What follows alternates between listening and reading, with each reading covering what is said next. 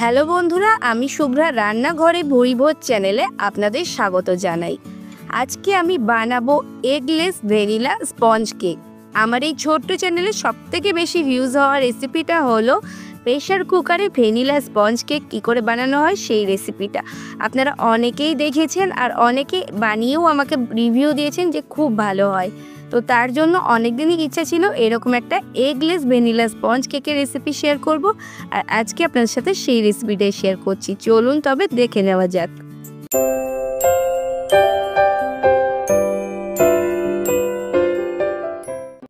Eggless vanilla sponge cake বানানোর জন্য প্রথমে আমি এখানে নিয়ে নিচ্ছি হাফ কাপ দুধ, রুম টেম্পারেচারে থাকা দুধ, আর হাফ কাপ টক দই, আর 1 কাপের 3 ভাগের 1 ভাগ নিয়ে নিচ্ছি সাদা তেল, রিফাইন তেল ব্যবহার করেছি। আর এখানে দিয়ে দিচ্ছি 1 চা চামচ ভ্যানিলা এসেন্স।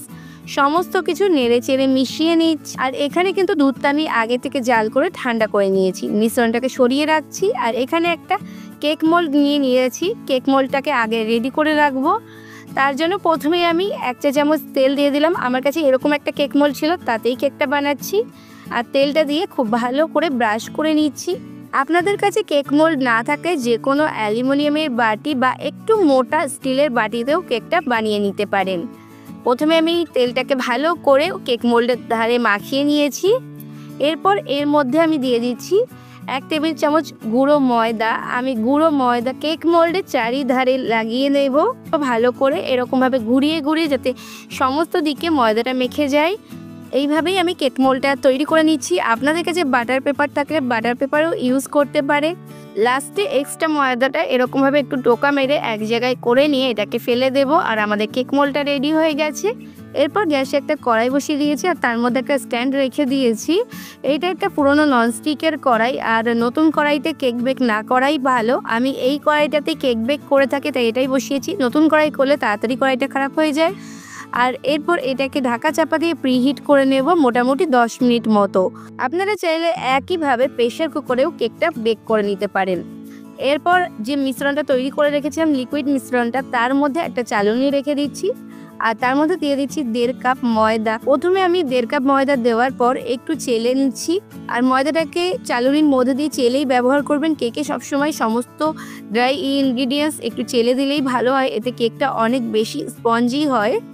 তো ময়দাটা চেলে নেওয়া হয়ে গেছে। এরপর এই চালনির মধ্যে দিয়ে দিচ্ছি 1 কাপ পরিমাণে গুঁড়ো চিনি। যদি আপনারা একটু মিষ্টি কম খেতে পছন্দ করেন তাহলে 1 কাপে 4 ভাগে 3 ভাগ দেবেন। আর তার সাথে দিয়ে দিচ্ছি 2 টেবিল চামচ কর্নফ্লাওয়ার, 1 চা চামচ বেকিং পাউডার, হাফ চা চামচ বেকিং সোডা বা খাবার সোডা। সমস্ত কিছু আবারও চেলে নিচ্ছি।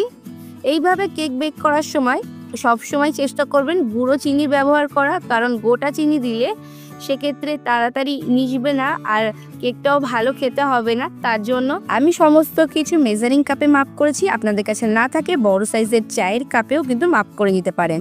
আর এখানে একটা ছোট্ট টিপস দিয়ে রাখি, মোটামুটি 1/3 কাপ চিনি যদি আপনি মিক্সিতে গুঁড়ো করে নেন তাহলে সেক্ষেত্রে মোটামুটি 1 কাপ মতো চিনি হয়ে যায়। তো সমস্ত কিছু চেলে নিয়েছি। এরপর আমি সমস্ত কিছু মিশিয়ে নেব। আর অবশ্যই ভালো করে মেশাতে হবে যাতে কোনো লাম্পস না থাকে, সেভাবেই মেশাতে হবে। তো আমি আস্তে আস্তে হ্যান্ড উইস্কের সাহায্যে খুব ভালো করে মিশিয়ে নিচ্ছি।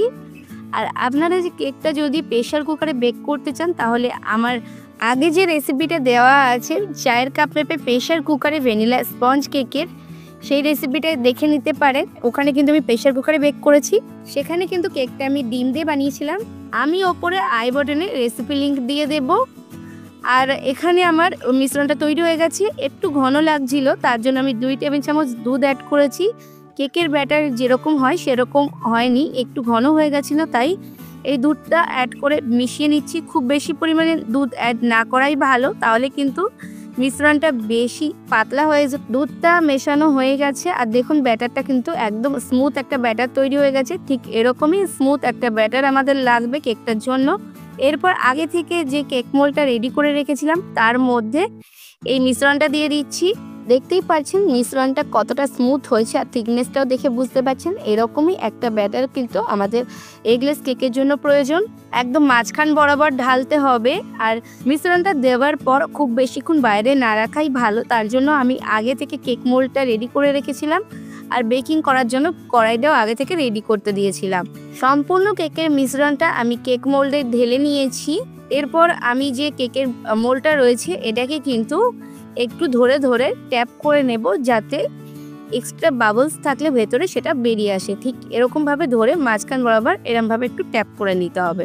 এরপর যে আগে থেকে প্রিহিট করতে দিয়েছিলাম কড়াইটা, সেটা কিন্তু 10 মিনিট হয়ে গেছে। এর মধ্যে যে স্ট্যান্ডটা দিয়েছিলাম ওইটা আমি উল্টো করে দিয়েছিলাম, কারণ সোজা করে দিলে কিন্তু ঢাকনাটা আটকাবে না, কেক মোল্ড বসানোর পর উঁচু হয়ে যাবে তার জন্য। এরপর ঢাকাটা খুলে নিয়ে খুব সাবধানে কেক মোল্ডটা একদম মাঝখানে বসিয়ে দেব, আর ঢাকা চাপা দিয়ে গ্যাসের ফ্লেম একদম লোতে রেখে কেকটাকে বেক করে নেব। 40 থেকে 35 মিনিট মতো সময় লাগবে। আমার মোটামুটি 40 মিনিট সময় লেগেছিল। 40 মিনিট পর খুলে নিয়েছি, আর দেখুন কাঠি দিয়ে দেখিয়ে দিচ্ছি কেকটা কিন্তু পারফেক্টভাবে বেক হয়ে গেছে। যদি ঠিকঠাক বেক হয় তাহলে কিন্তু কাঠি ঢোকালে কাঠির গায়ে কিছু লেগে থাকবে না। যদি বেক হওয়া বাকি থাকে তাহলে কিন্তু কাঠির গায়ে লেগে থাকবে। তাহলে আবারও ঢাকা চাপা দিয়ে আরও 10 মিনিট মতো বেক করে নেবেন। কেকটাকে কড়াই থেকে বার করে কিছু ঢাকা চাপা দিয়ে রাখবেন, আর একদম ঠান্ডা হলে তারপরে কেকটাকে ডিমোল্ড করবেন। কিন্তু আমার একটু তাড়া ছিল আজকে ভিডিওর জন্য, তার জন্য গরম কেকটাই আমি ডিমোল্ড করেছিলাম। প্রথমে কেক মোল্ডের চারিধার দিয়ে একটু ছুরি দিয়ে একটু ফাঁকা করে নিয়েছি, তারপর একটা পাত্র দিয়ে এরকমভাবে উপর করে নিয়েছি। যেহেতু গরম ছিল তাই আমি একটা কিচেন টাওয়ালের হেল্প নিয়ে উপরটা করেছি। আর তারপর দেখুন কত সহজে কেকটা বেরিয়ে এসছে। একটা ছোট প্লেট ওপরে দিয়ে এটাকে সোজা করে নিচ্ছি, আর কেকটা আমি এই প্লেটে আবার নিয়ে নিয়েছি, আর আপনাদের দেখিয়ে দিচ্ছি এটা কতটা সফট হয়েছে। দেখুন এটা কিন্তু একদম স্পঞ্জি হয়েছে, ভীষণ সফট হয়েছে। দেখলেই বুঝতে পারছেন এটা একদম তুলতুলে হয়েছে। তো এরকমভাবে তুলতে গিয়ে আমার তো একটু ভেঙেও যাচ্ছিলো, কারণ কেকটা অনেকটা বেশি সফট হয়েছে, আর যেহেতু গরম ছিল তার জন্যই। এরপর আমি একটু কেটে দেখিয়ে দিয়েছি কেকটা কীরকম ভেতরটা হয়েছে, আর আমি ছুরি দিয়ে একটা ছোট টুকরো আপনাদের কেটে দেখাচ্ছি। আর কেকটা কাটার সময় আপনারা বুঝতে পারছেন এটা কিন্তু অনেক বেশি সফট হয়েছে। আর দেখুন পিসটা কতটা ভেতরটা পারফেক্ট হয়েছে সেটা আপনারা দেখলে বুঝতেই পারছেন। একদম জালিদার সফট নরম তুলতুলে কেক হয়েছে, আর এটা চাপ দিলে দেখুন একদম তুলতুল করছে। আমি ভেতরটাও দেখিয়ে দিচ্ছি একটু ভেঙে আপনাদেরকে।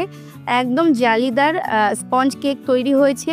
এই কেকটা দেখতে যতটা সুন্দর লাগছে খেতে কিন্তু তার থেকে অনেক বেশি ভালো হয়। বাচ্চারা এরকম বাড়িতে বানানো কেক খেতে অনেক পছন্দ করে, আপনারা বাচ্চাদের জন্য বানাতে পারেন। এছাড়া চা কফির সাথেও খেতে পারেন। আমি কেকটাকে একটু পিস পিস করে নিচ্ছি, একটু সার্ভ করব তার জন্য পিস পিস করে দেখাচ্ছি আপনাদের। পুরো কেকটাই কেটে দেখাচ্ছি। পুরো কেকটাই কিন্তু একই রকম জালিদার হয়েছে, ভীষণ ভালো হয়েছে কেকটা খেতে। তাহলে বন্ধুরা কালকেই ক্রিসমাস, আর সবাইকে ক্রিসমাস উপলক্ষে হ্যাপি ক্রিসমাস, মেরি ক্রিসমাস। আর ক্রিসমাস উপলক্ষে এই কেকটা কিন্তু খুব সহজেই আপনারা বাড়িতে বানাতে পারেন।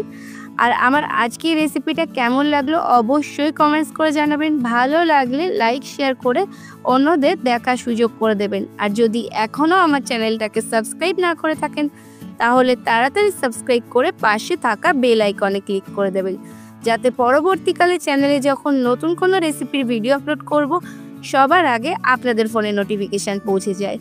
আজকে এই পর্যন্তই, আবার আসবো অন্য কোনো দিন অন্য কোনো রেসিপি নিয়ে। ততক্ষণ ভালো থাকবেন, সুস্থ থাকবেন।